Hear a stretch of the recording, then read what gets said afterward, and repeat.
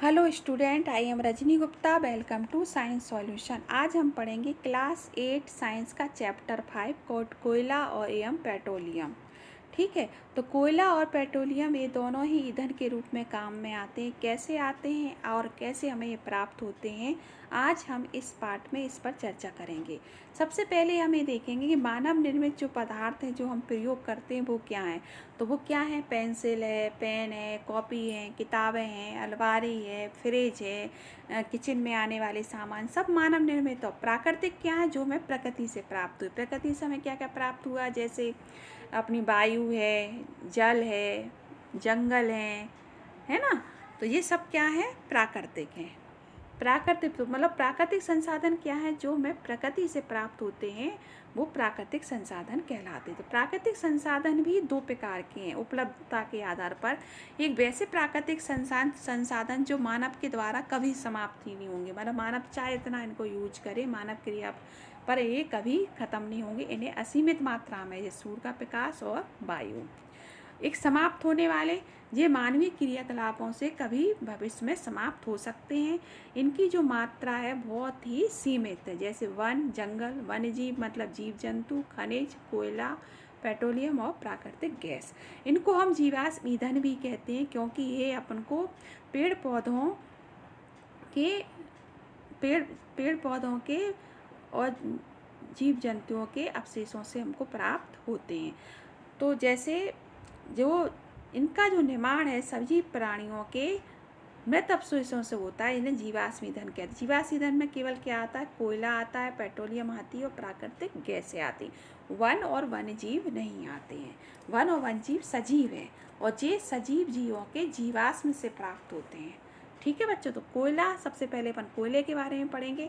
तो कोयला एक कठोर, एक काले रंग का पदार्थ होता है। इसका प्रयोग ईंधन के रूप में करते हैं। पहले जो रेलगाड़ी थी उनका इंजन चलाते थे, भाप बनाने में भी इसका प्रयोग होता था, तापीय शक्ति संयंत्रों में भी होता है। और कोयला का उपयोग प्रमुख रूप से उद्योगों में ईंधन के रूप में किया जाता है।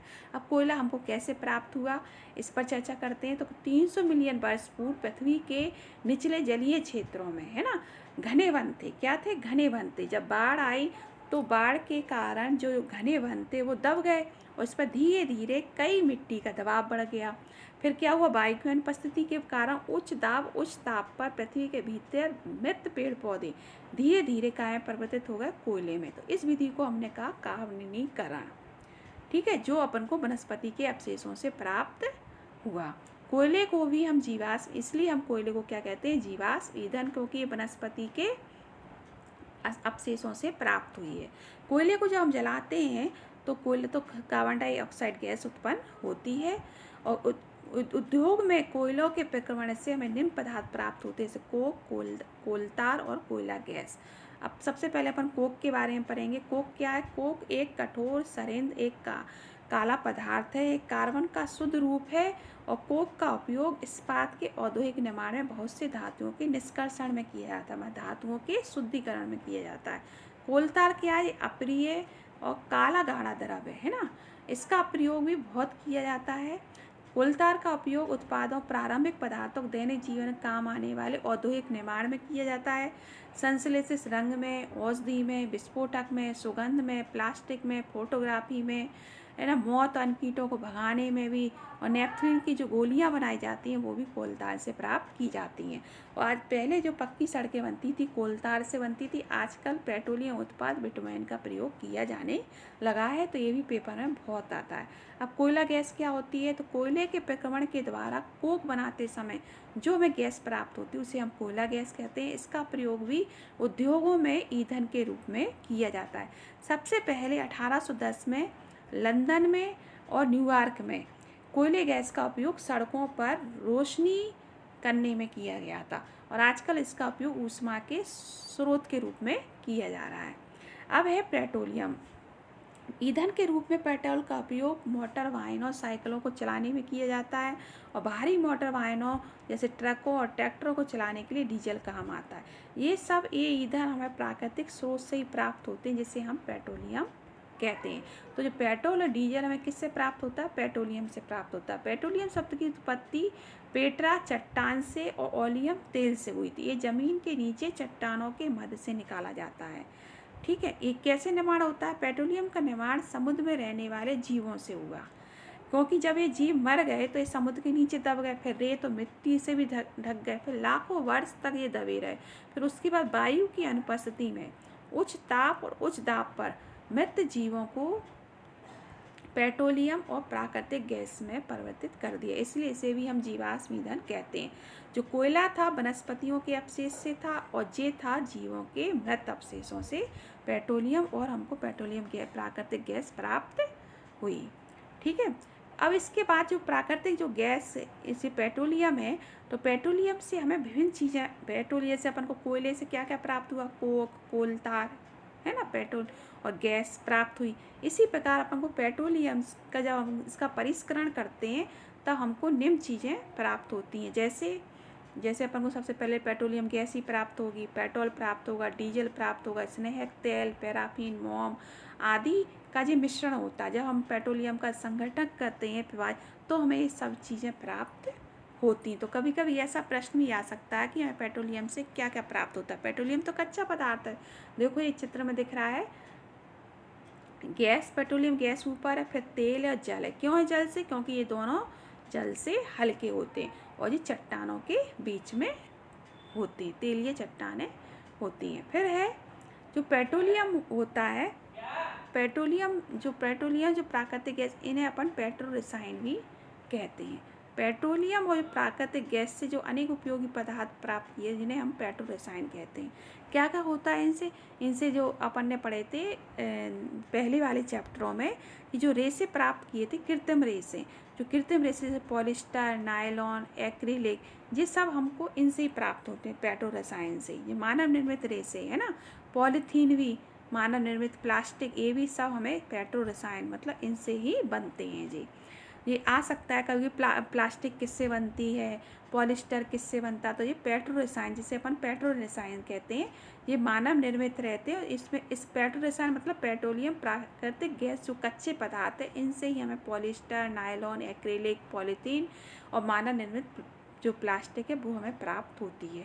प्राकृतिक गैस से हमें हाइड्रोजन गैस भी प्राप्त होती है, जिसका निर्माण हम किस में करते हैं? यूरिया में, जो खेतों में डालते हैं मिट्टी की उर्वरता बढ़ाने के लिए। इसलिए हम पेट्रोलियम को क्या कहते हैं? काला सोना भी कहते हैं। अब आता है प्राकृतिक गैस। जो प्राकृतिक गैस है ये भी एक महत्वपूर्ण जीवाश्म ईंधन है, क्योंकि ये भी हमको समुद्र के जीवों के मृत जीवों से प्राप्त हुई। इस प्राकृतिक गैस को क्या करते हैं? उच्च दाब पर संपीड़ित करके सीएनजी के रूप में भंडारित किया जाता है, और इसका प्रयोग काय में किया था? ईंधन के रूप में किया जाता है। ये कम प्रदूषणकारी है, तो इसलिए सीएनजी का नाम है कंप्रेस नेचुरल गैस। मतलब कंप्रेस मतलब संपीड़ित करके इसे सिलेंडरों में भरा जाता है। ठीक है, और इसका प्रयोग ईंधनों में किया जाता है, और ये पर्यावरण के लिए कम प्रदूषणकारी है। ठीक है, और अगर ये पाइपलाइन, अगर सीएनजी का अधिक लाभ ये है कि ये कारखानों में सीधे जलाया जा सकता है, पाइपों के, जहाँ इसकी आपूर्ति पाइपों के माध्यम से की जा सकती है। ठीक है, अब है पेट्रोलियम से प्राप्त होने वाले संघटक। हमको पेट्रोलियम से क्या क्या प्राप्त होता है पहले भी पढ़ चुके हैं। तो एक सबसे पहले एलपीजी जो घरों में सिलेंडरों के रूप में होती है, इसका अर्थ है लिक्विड पेट्रोलियम गैस, मतलब गैस को लिक्विड के रूप में भरा गया है ना। और वो है सीएनजी, उसको कंप्रेस नेचुरल गैस। ठीक है, पेट्रोल प्राप्त होता है, मिट्टी का तेल प्राप्त होता है, डीजल प्राप्त होता है, स्नेहक तेल, पैराफिन, मोम, बिटुमेन, तो ये सब पेट्रोलियम से प्राप्त होते हैं। किससे प्राप्त होते हैं? पेट्रोलियम जो कच्चा तेल है। ठीक है, इसका उपयोग घरों में उद्योग ईंधन के रूप में, पेट्रोल का पता ही है अपन को, मोटर ईंधन, सूक्ष्म धुलाई के विलायक के रूप में, मिट्टी का तेल, स्टोव, लैंप, जेट वायुयान में ईंधन के रूप में, डीजल का भारी मोटर वाहनों में, है ना, विद्युत जनरेटरों के ईंधन में, स्नेहक तेल का स्नेहक में करते हैं। पैराफिन मोम का प्रयोग किस में? क्या मरहम, मोमबत्ती, वैसलीन बनाने में आता है कभी कभी, कि वैसलीन मोमबत्ती किसकी बनती है? पैराफिन मोम की। और बिटुमेन पेंट और सड़क बनाने में, ये दोनों बहुत आते हैं, पैराफिन मोम और बिटुमेन, इसका प्रयोग किया है। ठीक है, अब इसके बाद है प्राकृतिक गैस है का जो प्राकृतिक गैस का उपयोग प्रारंभिक पदार्थ के रूप रसायनों उर्वरकों के औद्योगिक निर्माण में भी किया गया। और हमारे देश में जो प्राकृतिक गैस है त्रिपुरा, राजस्थान, महाराष्ट्र, कृष्ण गोदावरी डेल्टा में पाई जाती है। ठीक है, अब इसके बाद है कि जो कोयला पेट्रोलियम अपन को पता तो चली गया, ये अपन को किससे प्राप्त होते हैं? मृत वनस्पति और जीवों के अवशेषों से प्राप्त होते हैं। तो इनका जो भंडार है कैसा 100 वर्ष तक चलने वाला है। तो क्या अपन इन्हें अपन अपने प्रयोगशाला में बना सकते हैं? नहीं बना सकते, क्योंकि जो प्रोसेस है ये बहुत धीमी है, जो लेबोरेटरी में संभव नहीं है। इसलिए हमें इनका जो प्रयोग है बहुत सोच समझ के करना चाहिए। इसलिए भारत में पेट्रोलियम संरक्षण अनुसंधान संघ PSRA, इसका नाम याद कर लेना, PCRA, भारत में पेट्रोलियम संरक्षण कन्वर्जेशन अनुसंधान रिसर्च संघ एसोसिएशन लोगों की सलाह देते हैं कि गाड़ी चलाते समय निम्न बातों को ध्यान रखना चाहिए। जहाँ तक संभव हो गाड़ी समान मध्यम गति से चलाना चाहिए। यातायात लाइटों पर जहाँ में प्रतीक्षा करनी वहाँ गाड़ी का इंजन बंद कर देना चाहिए। टायरों का जो दाब है सही रखना चाहिए और गाड़ी को नियमित रख रखाव और सुनिश्चित करना चाहिए, जिससे अपना जो पेट्रोल है वो कम खर्च होगा, पेट्रोल की अपन बचत कर सकते हैं। जहाँ तक संभव हो गाड़ी का कम से कम यूज करें। तो बच्चों ये चैप्टर आपको समझ में आ गया होगा। कहीं भी अगर कोई भी कमेंट या कोई भी चीज़ अगर आपको समझ में नहीं आई तो प्लीज़ कमेंट सेक्शन में लिखना। मैं सभी के प्रश्नों का उत्तर देने की कोशिश करूँगी। ये थोड़े प्रमुख शब्द हैं, इन पे और मैं आप चर्चा कर देती हूँ। कोयला भी अपन ने पढ़ा, ये जीवाश्म ईंधन है ना। ये अपन को किससे प्राप्त होता है? वनस्पतियों के अवशेषों से प्राप्त होता है।